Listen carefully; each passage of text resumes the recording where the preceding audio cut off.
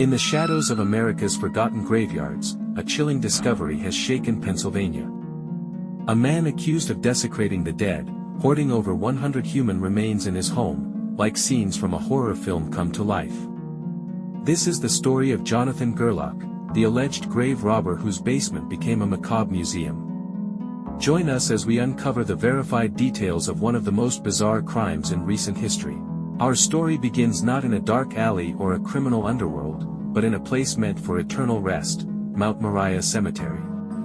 Spanning nearly 200 acres across Philadelphia and Yeadon in Delaware County, this historic site was established in 1855. At its peak, it was a grand Victorian-era burial ground, home to over 80,000 souls, including Civil War veterans, prominent families, and everyday Philadelphians. But time has not been kind to Mount Moriah.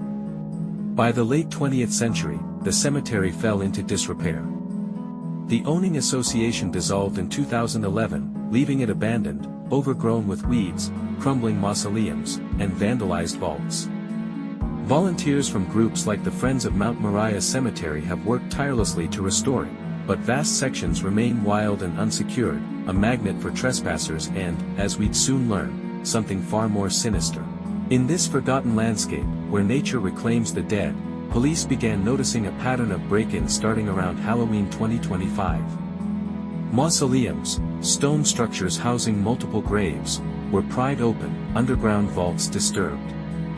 At first, it seemed like petty vandalism. But as reports mounted, investigators realized something priceless was being stolen: human remains. According to Delaware County District Attorney Tanner Rouse's office, over 26 mausoleums were targeted between November 7, 2025, and January 6, 2026.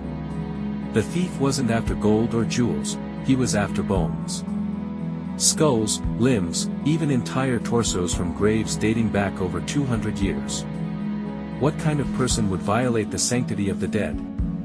The answer lay 70 miles west, in the quiet town of Ephrata. The breakthrough came from a tip in December 2025. An anonymous caller reported seeing a partially decomposed corpse hanging in a basement in Ephrata, Lancaster County, and claimed the owner had been in Chicago selling a human skull. Authorities connected this to the Mount Moriah break-ins and launched a joint investigation between Yeadon Police, Delaware County CID, and Lancaster officials. For weeks, detectives staked out the cemetery. On the night of January 6, 2026, their patience paid off. A man later identified as Jonathan Christian Gerlach, 34, of Ephrata, was spotted entering the grounds. Described as heavily tattooed with a nose ring, Gerlach was no stranger to the shadows. He allegedly used rappelling gear to descend into underground vaults, prying open coffins with a crowbar. As Gerlach exited the cemetery that night, carrying a burlap bag, police moved in. What they found was horrifying. Inside the bag were the mummified remains of 2 small children, 3 skulls, and assorted bones. In his car's back seat, more skulls and bones were in plain view. Gerlach was arrested on the spot. Gerlach, according to charging documents, admitted to stealing approximately 30 sets of human remains.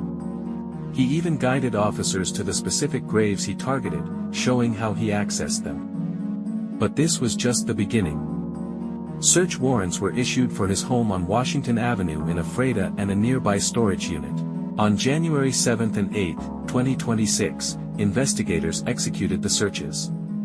What they uncovered in Gerlach's basement and storage unit defied comprehension. Delaware County DA Tanner Rouse called it a horror movie come to life.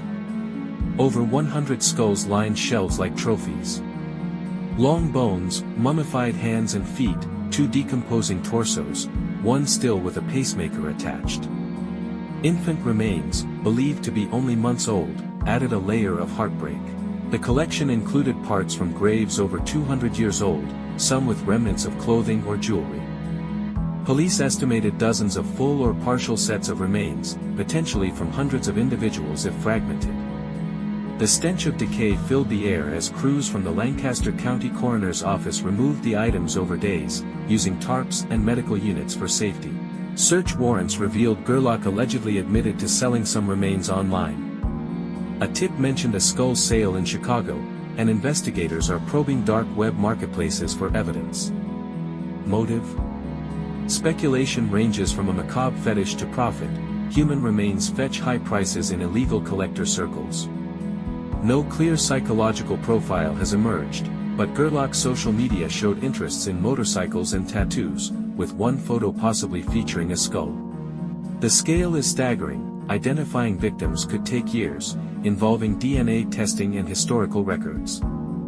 Families of those buried at Mount Moriah have flooded police with calls, fearing their loved ones' graves were disturbed. Gerlach faces over 500 charges, 100+ counts of abuse of corpse, burglary, desecration of burial places, theft, and more. Arraigned on January 8, 2026, his bail was set at $1 million cash. A preliminary hearing on January 20, 2026, advanced the case to trial, with potential for life sentences if convicted on all counts. The impact ripples far. Mount Moriah's volunteers now push for better security. Families grapple with violated peace, the dead disturbed, memories tainted. Community outrage highlights vulnerabilities in abandoned sites. This isn't isolated. Recall the 2017 Scranton case where a man hoarded remains apart, or historical grave robbers like Burke and Hare. Gerlach's case underscores a dark underbelly, the illegal trade in human remains, fueled by collectors and online markets. As Jonathan Gerlach awaits trial, the bones in Lancaster County's custody whisper stories of lives long past. This bizarre crime reminds us, the dead deserve dignity. In Pennsylvania's quiet corners, the line between fascination and desecration is thin. Will justice heal these wounds? Only time, and the courts, will tell. Thank you for watching.